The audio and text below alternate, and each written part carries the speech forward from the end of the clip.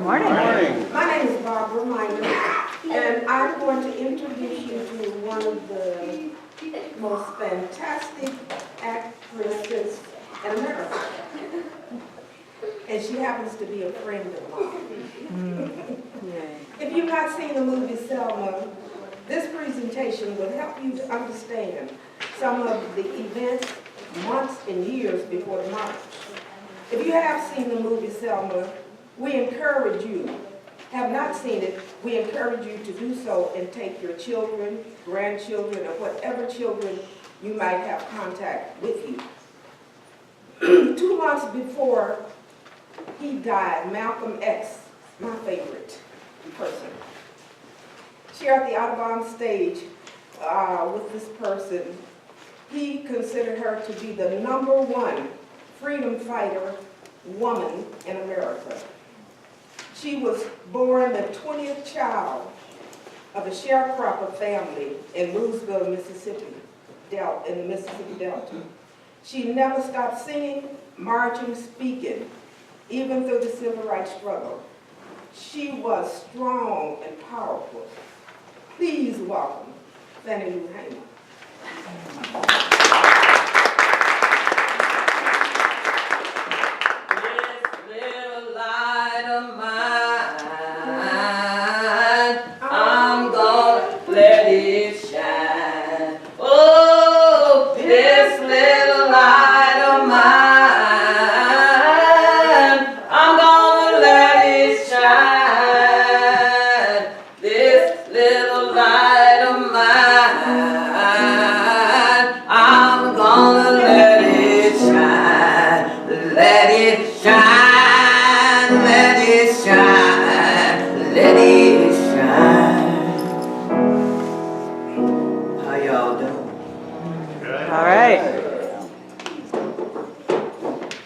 October 6, 1917, I come into this world. The youngest of 20 children born to Jim and Lou Hamer Townsend. They named me Fannie Lou. We live on a plantation and we slept in a tin house. Nighttime we sang songs, Papa tell jokes, and we parched peanuts around the fire. I love school, reciting poetry, but I couldn't go no longer than 6th grade. See, we plant and pick cotton, give half to the man what owned the land. This is what they call sharecropping.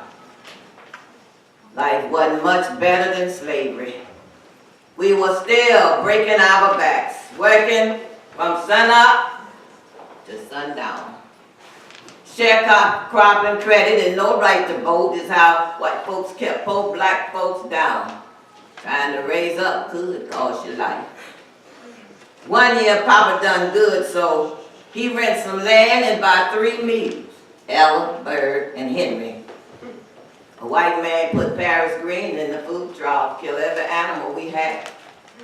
That poison knock us right back down flat. We ain't never get back up again. All my young life I worked the farm, but I ain't never had enough to eat.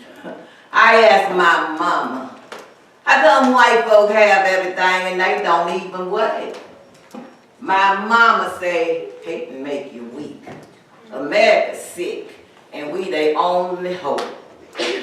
When her clothes tear, she patch them. When the patch tears, she patch that. I swore when I got grown, my mama was never gonna have to wear no more patch clothes. Within the old home place, a patient smiling face would always shed good comfort, hope and cheer. And when she used to sing to her eternal King, it was the song the angels love to hear. If I could hear my mother pray again, good. If I could only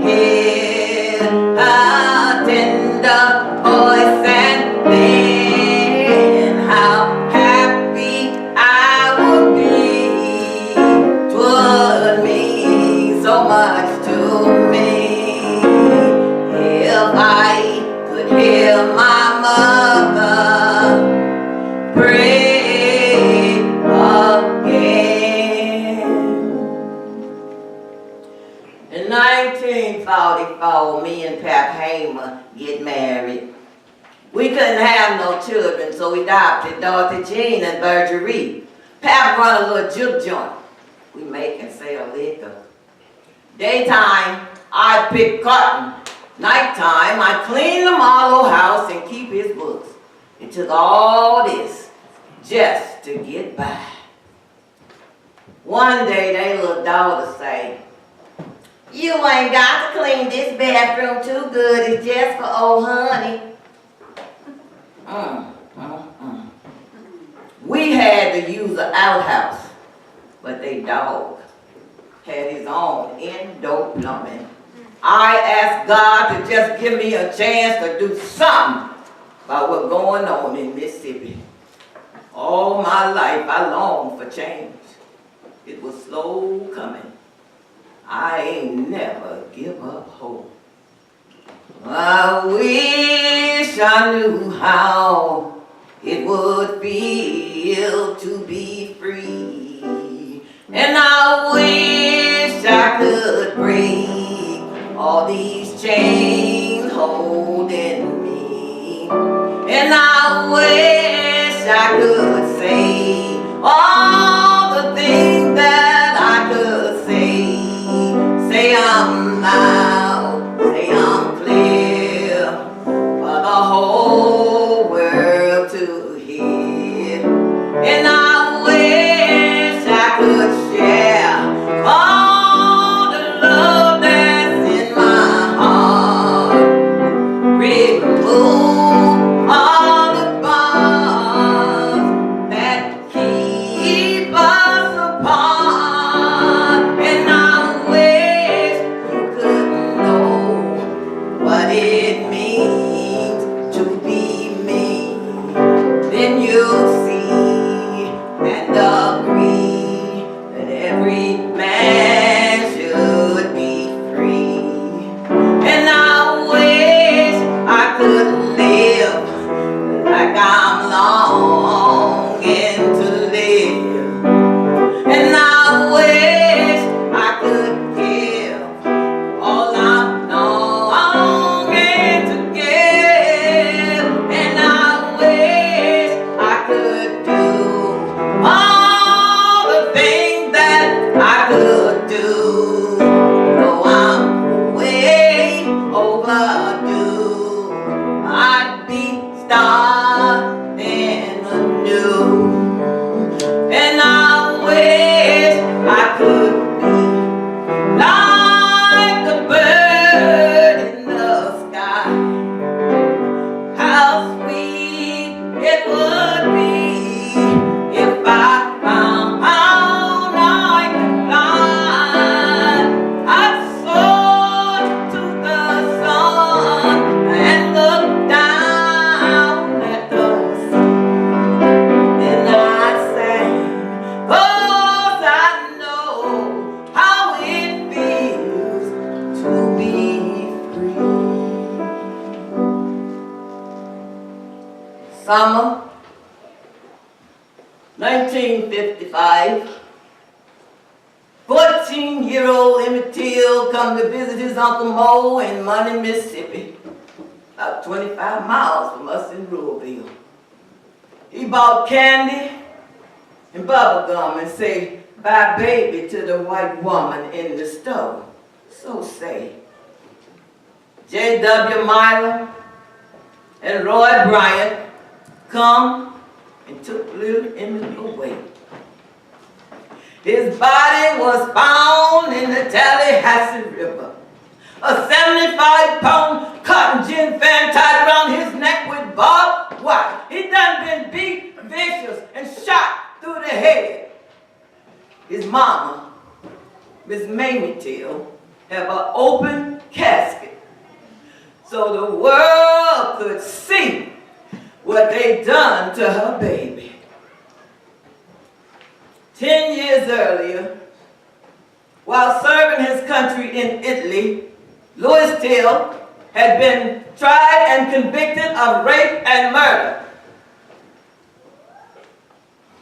Black officials had not been allowed to participate in this fiasco They and many others believed him to be innocent, that he was being railroaded, used as a deterrent to stop other black soldiers from fraternizing with white women.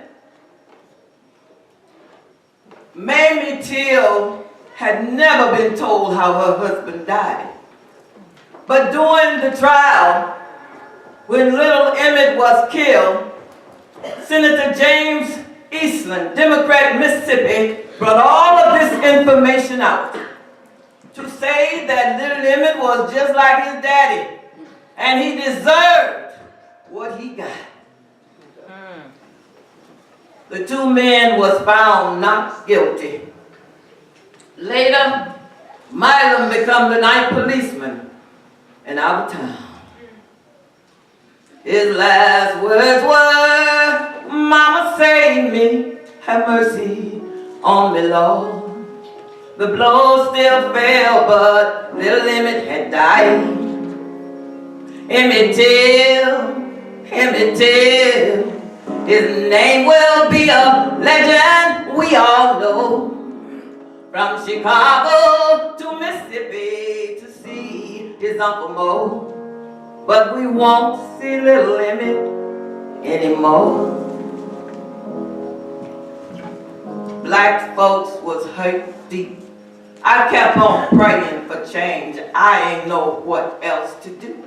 I ain't know there was other black women with the same burning fire inside as me. Just 3 months later, December 1st, 1955, Rosa Parks was arrested because she wouldn't give up her seat to a white person on the Montgomery City bus.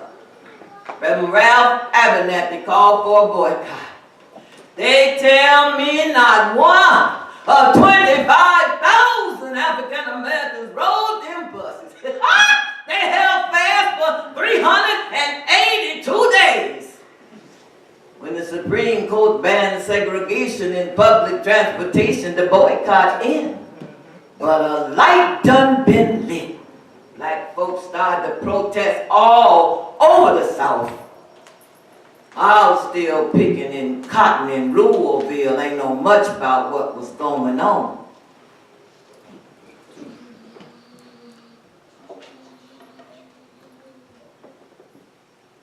In 1957, Governor Orville Forbes called out the National Guard to block 9 black students from going to all-white Central High in Little Rock.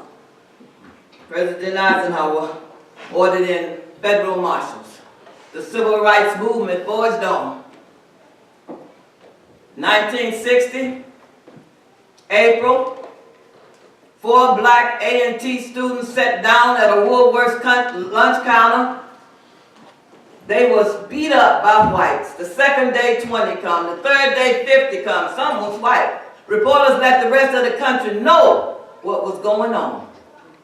By April, sit-ins done spread to 77 cities. Before the year was out, now 75,000 young folk was sitting in. 4,000 was arrested. 1961, 7 black and 6 white got on a Greyhound bus in Washington, D.C., headed for the Deep South to challenge segregation and interstate travel. They was beat. The bus was set afire. The Freedom Riders went on. So did the beatings. The police ain't do nothing. That same year, I was sterilized without being told. When I asked the doctor why he do that to me, he ain't opened his mouth. Not much word about the movement reached us in Louisville. Even if you had a little radio by nighttime, you're too tired to listen to the news. Time just passed. In the spring, we plant the cotton. In the fall, we pick it. Nothing seemed to change except the season. Then, in 1962, a mass meeting was held at our church. SNCC and SCLC leaders say, if anything was going to change in Mississippi, we would have to go to Indianola and register to vote. I was 44 years old, and this what I've been waiting for all my life.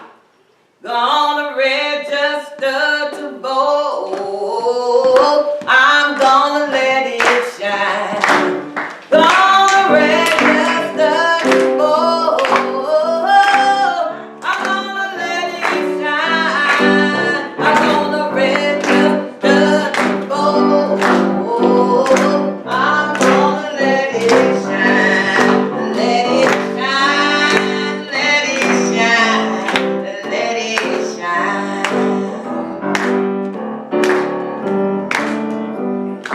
And in Denola, white folks was outside in cowboy boots and hats with guns and bad dogs. Inside, they say we gotta explain one of the 286 sections of the Mississippi State Constitution before we could register. All 18 of us failed. Driving home, we was pulled over, arrested, and fined $100 because our bus was too yellow. When I finally got home, Mr. Marlowe was in a snap. You go, take it back or leave. We're not ready for this in Mississippi. I say, Mr. Marlowe, I ain't go to register for you. I went for myself. I left that night. 16 shots was fired into the home of friends what took me in. Meanwhile, things was heating up at the University of Mississippi, the pride of the state. Ross Barnett vowed, no Negro will ever be admitted into Ole Miss while I am your governor. President Kennedy ordered in 34,000 federal marshals. By morning, 160 folks was hurt, 2 was dead, and Jane Meredith was registered as the first African American at the University of Mississippi. Oh, beautiful for pilgrims' feet who stern impassioned stress, a thoroughfare for freedom's beat across the wilderness.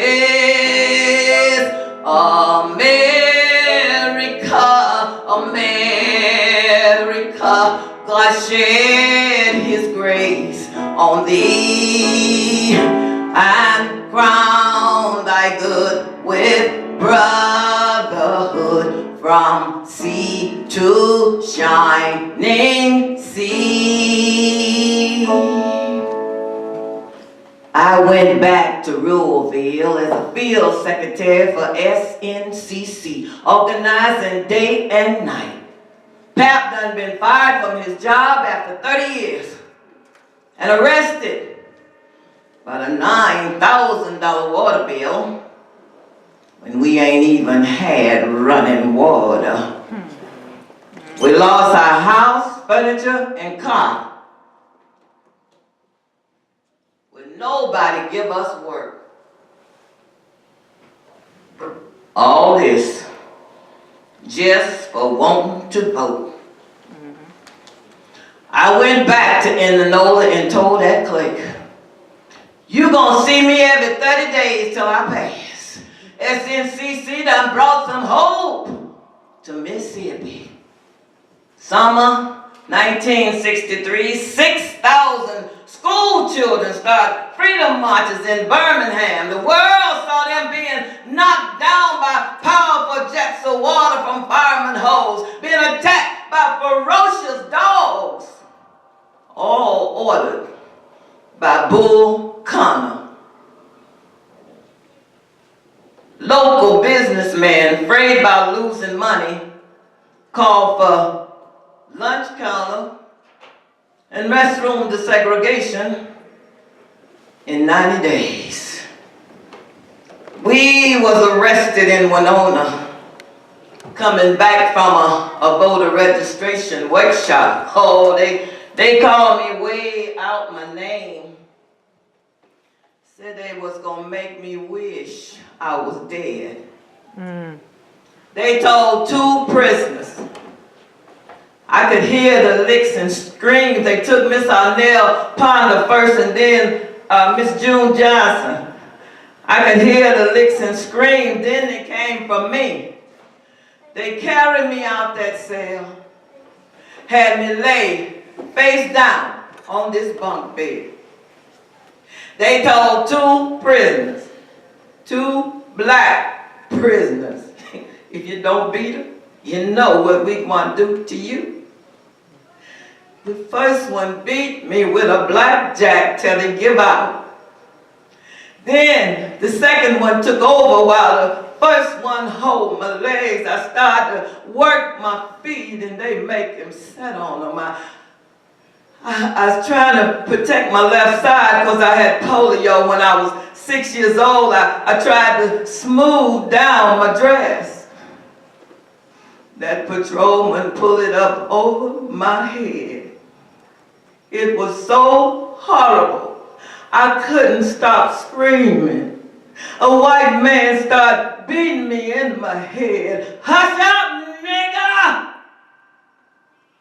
They beat me so long, my skin turned black and hard like cowhide. Soon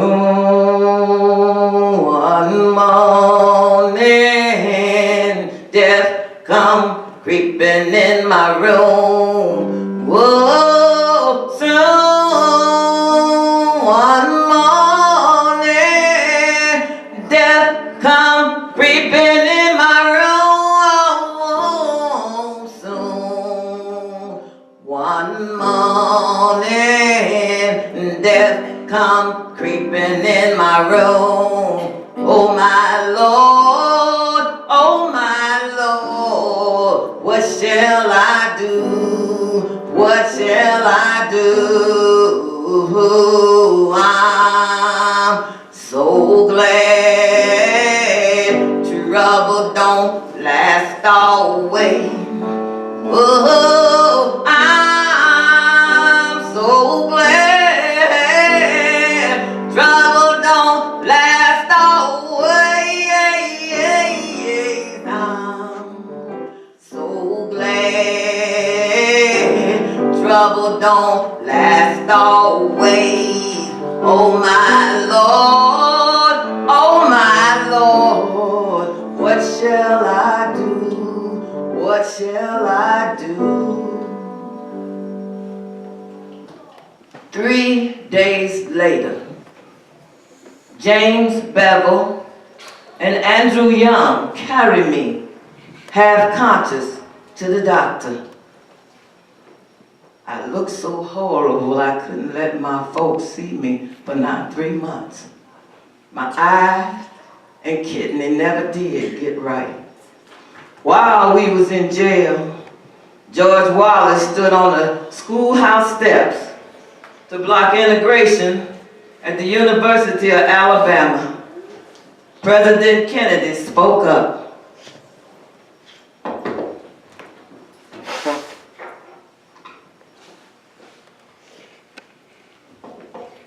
If an American, because of the color of his skin, cannot eat in a restaurant open to the public, cannot send his children to the best public schools available, cannot live the full and free life we all desire, then who among us would be willing to stand in his place? A great change is at hand.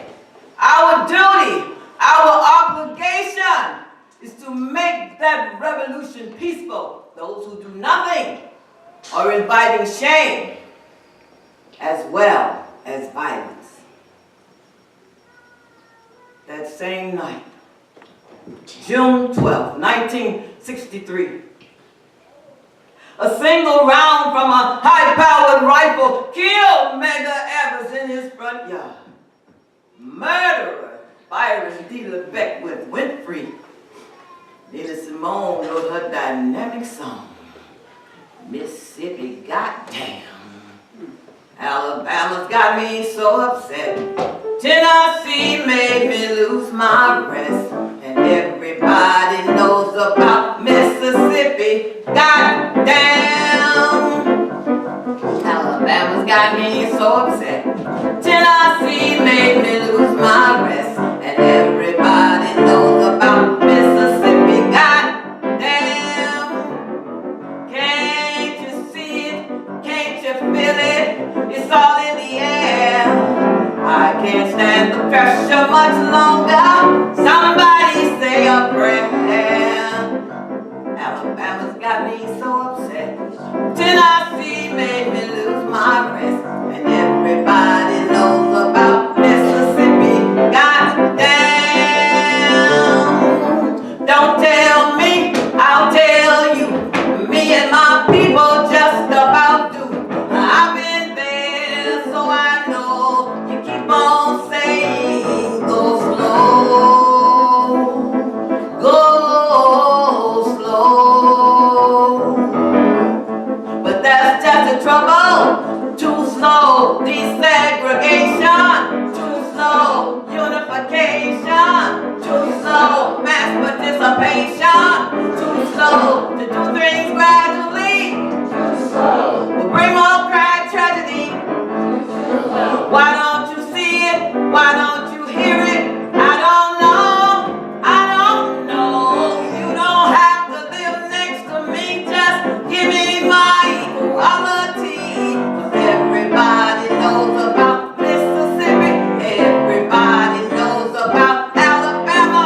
Everybody knows about Mississippi. God damn. That's it.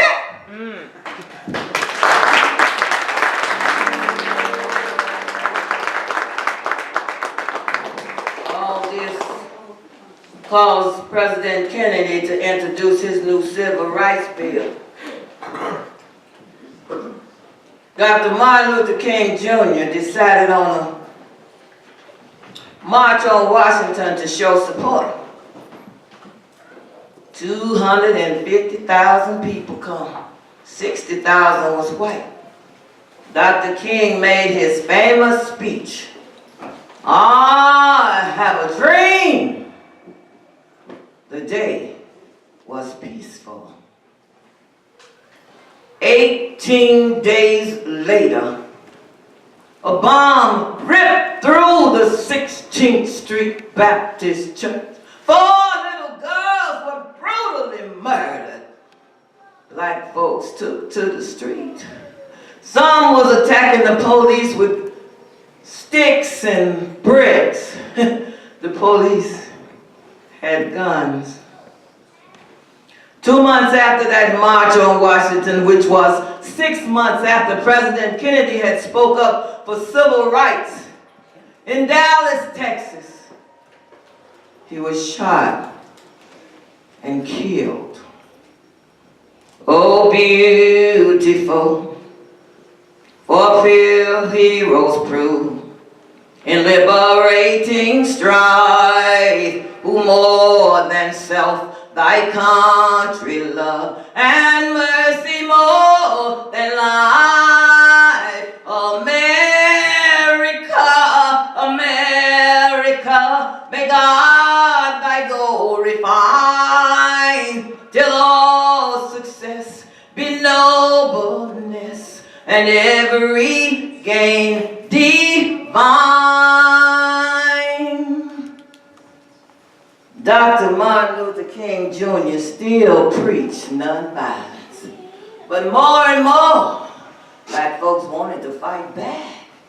When Pastor Willie Rick's notion of black power was catching on, young folks was chanting, beep, beep, bang, bang, Ungawa, black power, beep, beep, bang, bang, Mgawa, black power, beep, beep, bang, bang, Ungawa, black power.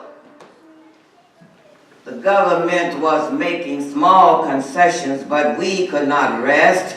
We had to keep the nation's attention focused on Mississippi. Summer 1964 we started bringing in young, white student volunteers. We told them about the danger and they should leave if they was afraid. We thought the white children would not be brutalized. Corps members Andrew Goodman, Mickey Smyrna, and James Chaney was arrested and disappeared. Just days before the Democratic National Convention, their bodies was found buried in the trench. Smyrna and Chaney's folks wanted to bury their sons side by side. Mississippi refused. Like his schoolhouse, church, libraries, and picture show, cemeteries in Mississippi were segregated, much like they are today. At the Democratic National Convention, the integrated Mississippi Freedom Democratic Party challenged the all-white party. Our goal was to be seated as the legal representative of Mississippi. I was co-chair. On national television, I talked about life in Mississippi. The violence, that brutal beating, and that's why I'm known to jail. If the Mississippi Freedom Democratic Party is not seated now, I question America. Is this America? The land of the free and the home of the brave. Well, our lives are threatened daily because we want to live as decent human beings. President Lyndon Baines Johnson had the networks to cut me off. But the people had heard enough. From all over, telegrams of support come. Johnson's compromise was to offer us 2 seats. We refused. We ain't come all this way for no 2 seats when all us is tired, and we sick and tired of being sick and tired. The delegation approved his compromise. They would not recognize us. I cried, not for myself, but for America. America, America, got men down every flaw. Confirm thy soul in self-control, thy liberty in law. SNCC radicals such as Stokely Carmichael saw this as proof. The whole system was corrupt. More and more, they challenged the leadership of Dr. Martin Luther King Jr. They wanted freedom at any cost. If they had to die, they wanted to die fighting. Though the one thing we did wrong, stayed in the wilderness far too long. Paul and Silas down in jail, but nobody to go their bail. So the first thing we did right was the day we started to fight. Keep your eye on the prize. Hold on. Young man, what you doing back there? December 1964, I stood on stage at the Audubon Theater with our shining prince, Brother Malcolm X. He say I was the country's #1 freedom fighting woman. 2 months later, on that same stage, before his wife and children, he was gunned down by Brother and we sing a little bit for Brother Malcolm. Just a closer walk with thee, just a closer walk with thee, just a closer walk with, y'all can't sing. Just a closer walk with thee. Through this world of tall and snares, a closer walk with thee, just a closer walk with thee. If I falter, Lord, who cares? Who will all my sorrows share? None but thee, dear Lord. None but just a closer walk with thee. Just a closer walk with thee. Just a closer walk with thee. Just a closer walk with thee. Grant it, my Lord, if you please. Daily walking close to thee. Let it be, dear Lord. Let it just a closer walk with thee. About a month or so later, SCLC decided on a 54-mile march from Selma to Montgomery to focus national attention on the violence of this country. On the Edmund Pettus Bridge, Hosea Williams, John Lewis, and 600 marchers was brutalized by state troopers on horseback. Oh, they tell me they rode them horses all up in the church house. They called it Bloody Sunday.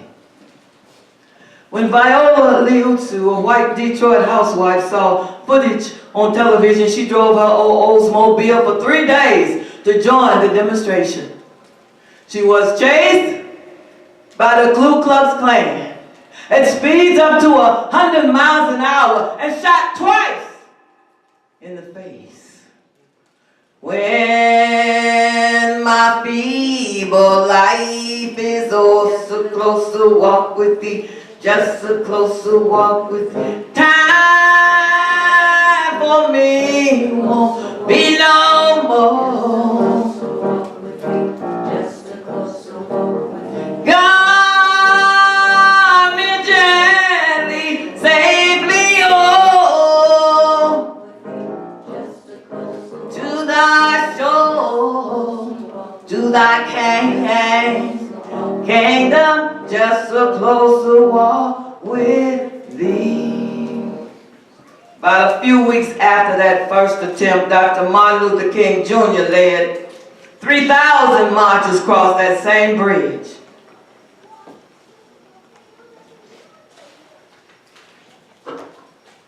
When they got to Montgomery 5 days later, there was 25,000 marchers from all over, all walks of life. This was the last massive act of unity between black and white, radical and moderate. In '64, there had been riots in Chicago, Harlem, and Philadelphia. In '65, riots broke out in Los Angeles. In '66, the Black Panther Party was founded in Oakland. It was needed. December 4th, 1969, Illinois Panther Chairman Fred Hampton, age 21, was brutally murdered by Chicago police. Even Dr. Martin Luther King Jr. could not escape the violence that was shaking America.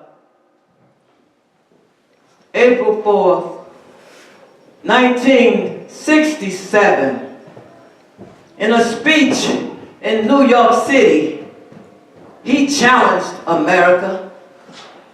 If America continues to to make non-violent protest possible. She is making violent revolution inevitable. I hate to say it, but America is the #1 perpetrator of violence in the world today.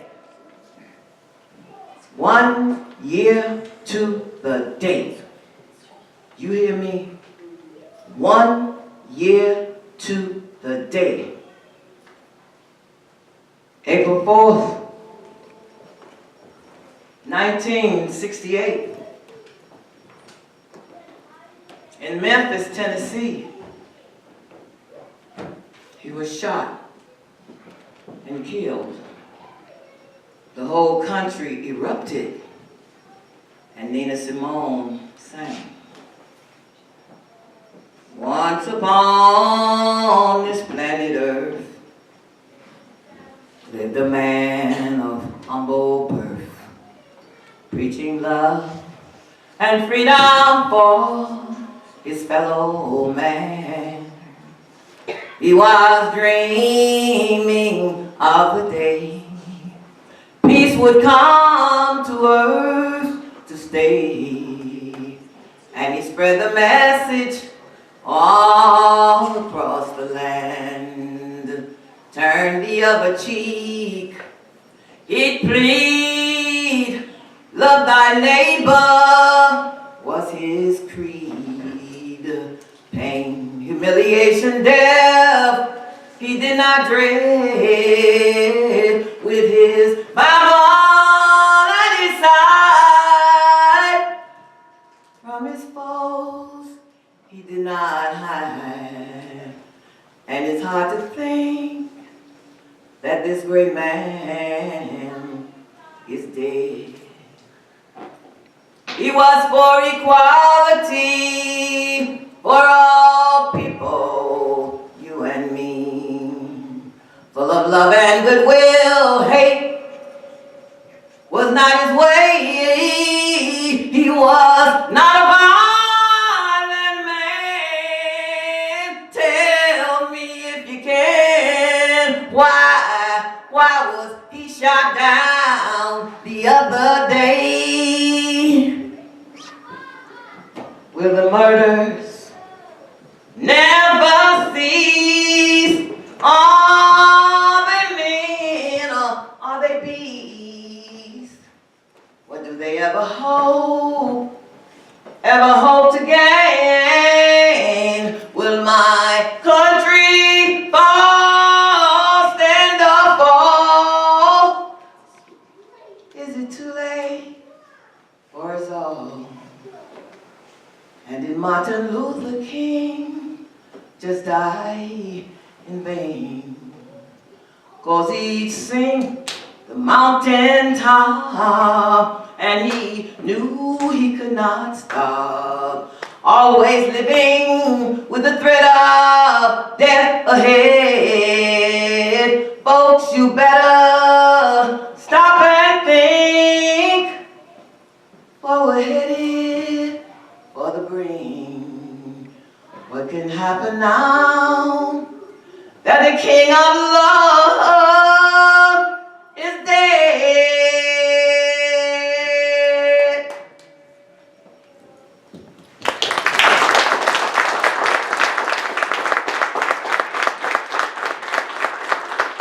I know that we are running late, but I have one more thing that I need to share with you.